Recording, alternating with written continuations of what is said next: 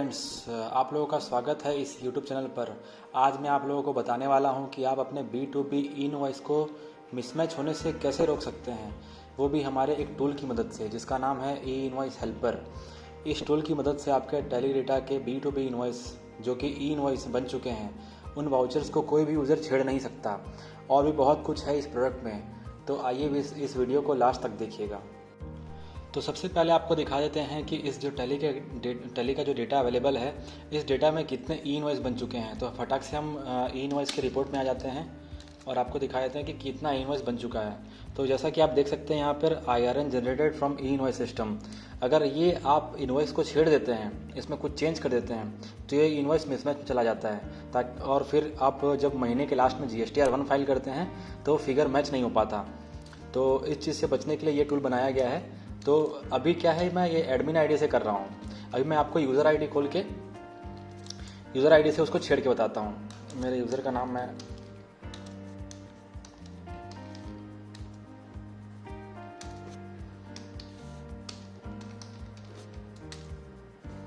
तो ये मैंने यूज़र आईडी से लॉगिन कर लिया टैली के कंपनी को, और मैं यहाँ पर जो ई इनवॉइस बन चुका है मैं उसको जाता हूँ चेंज करके देखता हूँ। तो यहाँ पर ऐसा मैसेज आता है, dear Nilesh, no alteration can be done, IRN has been generated successfully in this voucher, if you still want to alter then contact administrator. तो ऐसा मैसेज आता है। ये अगर आपका वाउचर बन चुका है तो ना उसको डिलीट करने देगा ना उसको कैंसिल करने देगा। जैसे हम यहाँ पर डिलीट का बटन दबाते हैं, ऑल दिखता, तो ये ऐसा मैसेज आता है। अगर कैंसिल भी करते हैं तो सेम मैसेज आता है। और अगर कोई चाहता है कि इसको ऑप्शनल करके सेव कर लूँ तो ऑप्शनल करके भी सेव नहीं कर पाता। तो ये सब फीचर दिया हुआ है कि आपका जो यूज़र है वो वाउचर को अल्टर नहीं कर पाएगा। अब हम बढ़ते हैं नेक्स्ट फीचर की तरफ। इस फीचर में हम देखेंगे कि जो ई इनवॉइस बन चुका है उसके अंदर जो मास्टर्स यूज़ हुए हैं, जैसे कि आपका सेल्स लेजर हो गया, स्टॉक आइटम हो गया, पार्टी का लेजर हो गया, अगर उन सब के अगर GST रिलेटेड इन्फॉर्मेशन चेंज कर दिया जाए तो भी वो ई इनवॉइस मिसमैच में चला जाएगा। तो हम फटाफट एक यूज़र आईडी से लॉगिन कर लेते हैं टैली को।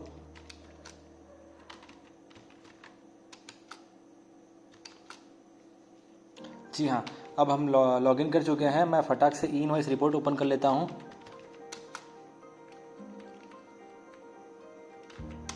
ये इनवॉइस बन चुका है। तो ये ई इनवॉइस है 2 दिसंबर का, और इसमें यूज़ जो हुआ है आइटम वो लेमिनेट्स प्रीमियम है। तो अब मैं लेमिनेट्स प्रीमियम का मास्टर इन्फॉर्मेशन चेंज करूँगा, GST रिलेटेड इन्फॉर्मेशन। तो मैं यहाँ पर सर्च कर लेता हूँ।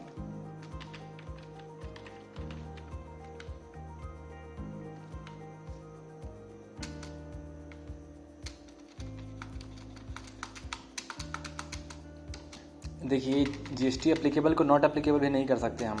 फिर यहाँ पर हम आते हैं और यहाँ ट्रांजैक्शन डिटेल्स जो हिस्ट्री देखते हैं हम उसको भी चेंज नहीं कर सकते। अब मैं क्या करता हूँ, इसमें HSN कोड चेंज करता हूँ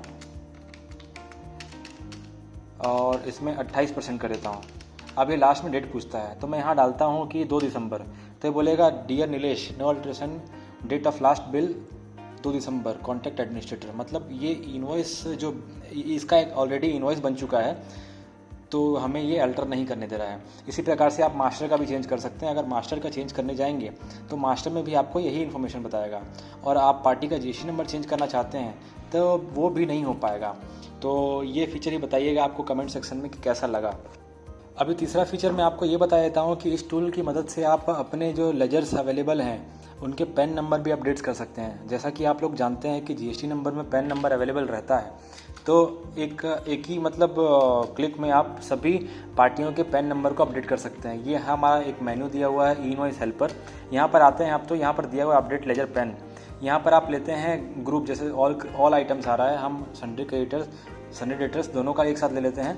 ये एंटर करते हैं तो यहाँ पर जितने ही पार्टी थे उनको उनका GST नंबर से उठा के पैन नंबर ले लिया है। सबसे पहले मैं आपको ये दिखा देता हूँ कि किस पार्टी का GST नंबर है ही नहीं। जैसे मैं आपको किरण एंटरप्राइजेस का लेजर चेक करवाता हूँ, उसके अंदर वो पैन नंबर नहीं है अवेलेबल। ये देख सकते हैं आप, पैन नंबर का फील्ड खाली है। तो इस टूल की मदद से आप सबके पैन नंबर को भी अपडेट कर सकते हैं एक क्लिक में। मैं आपको फटाफट दिखा देता हूँ कि कैसे होता है वो। GST रिपोर्ट में आते हैं हम और यहाँ पर ई इनवॉइस हेल्पर है, update ledger pen, all items, और इसको बस सेव करना है। सेव कर दिया हमने और अपडेट हो गया है। अब मैं आपको लेजर अल्टर करके दिखा देता हूँ किरण एंटरप्राइजेस का। तो यहाँ पर देखिए पैन नंबर अपडेट हो गया है। तो ये टूल आपका पैन नंबर भी अपडेट करने में अगर एक साथ चाहते हैं आपकी बल्क में आप पैन नंबर अपडेट कर लें तो वो भी आपका मदद कर सकता है। तो ये भी एक ख़ास फीचर है इस टूल का। अब मैं आपको इस टूल का एक अच्छा फीचर यही बताता हूँ, जैसे आपके यहाँ कोई मतलब ऐसा अकाउंटेंट है जिसको आप अलाउ करना चाहते हैं कि हाँ वो यूज़र वाउचर को अल्टर कर सकता है अगर ई इनवॉइस बन चुका है तो उसका भी हमने फीचर दिया हुआ है, यहाँ पर ऑप्शन दिया हुआ है। ये कंपनी में जहाँ आप यूज़र बनाते हैं, यूज़र्स एंड पासवर्ड में सबसे लास्ट में एक फ्लैग दिया हुआ है, अलाउ अल्टर ई इनवॉइस वाउचर। अगर ये यस रहेगा तो जो ई इनवॉइस के वाउचर्स हैं वो अल्टर कर पाएगा, डिलीट फिर भी नहीं कर पाएगा। डिलीट का राइट्स हमने पूरे तरीके से रोक के रखा है यूज़र्स के लिए। तो फटाफट मैं आपको दिखा देता हूँ कि मैंने ये यूज़र को अलाउ किया है, तो मैं इससे एक ई इनवॉइस को चेंज करके दिखाता हूँ तो चेंज होता है कि नहीं।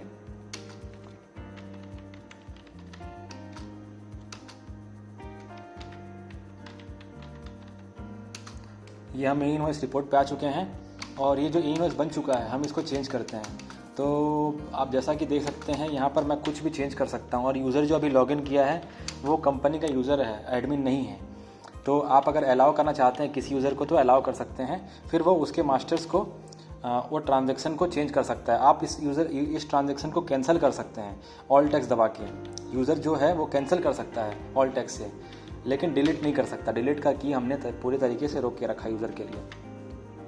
तो ये भी एक अच्छा बेनिफिट है अगर आप चाहते हैं किसी यूज़र को अलाउ करना। तो लास्ट में इसका एक खास फीचर ये है कि मैं आपको दिखा देता हूँ, टैली में कहीं भी ई इनवॉइस का डिटेल्ड रिपोर्ट नहीं दिया हुआ है, तो हमने इस टूल की मदद से आपको डिटेल्ड रिपोर्ट दिखाने की कोशिश की है। तो मैं फटाफट से आपको वो रिपोर्ट दिखा देता हूँ। जैसा कि GST रिपोर्ट्स में हम आते हैं, हमें आना पड़ेगा ई इनवॉइस हेल्पर में। यहाँ पर एक ई इनवॉइस रजिस्टर है। अच्छा, ई इनवॉइस रजिस्टर में आपको हर चीज़ दिखाता है, जैसे invoice date, party name, voucher type क्या है, पार्टी का नेम क्या है, एक्नॉलेजमेंट नंबर बाहर दिखा देगा, acknowledgement date, IRN number, bill to ship to place.